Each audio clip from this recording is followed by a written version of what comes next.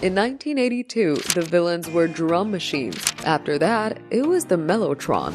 Then disco. Then autotune. Every generation swears new tech will kill real music. Now it's 2026 and the enemy is generative AI. But this time, the panic might actually be justified. Hey GadInsiders, welcome back to the channel.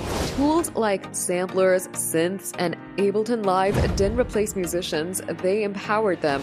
Even autotune added creative effect. Today, AI can help with mastering, stem separation, and chord detection. If it's used that way, it's just another studio assistant. But the problem is, generative AI isn't staying in its lane. Platforms are being flooded with AI tracks, mimicking real artists, and sometimes even impersonating them. It's not music, but a mass-produced slop, made in seconds and uploaded in thousands, resulting in AI everywhere, while human artists beg for attention. And the money at stake is enormous. In 2025 alone, Spotify paid more than $11 billion to rights holders. Now, imagine a world where streaming services can fill playlists with fully AI-generated tracks they don't have license or pay royalties on. That's not evolution, that's a business model. Many AI music platforms admit their systems were trained on vast libraries of existing songs without asking permission. Yet, fully AI-generated tracks can't be copyrighted by humans, so artists' work can train the machine while the revenue flows to tech companies. Sure, some results can sound convincing.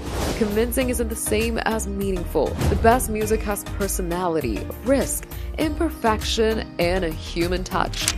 Do you agree? Tell us in the comments. For more tech updates, subscribe to GadInsider, like and share the video, and don't forget to press the bell icon so you never miss any update.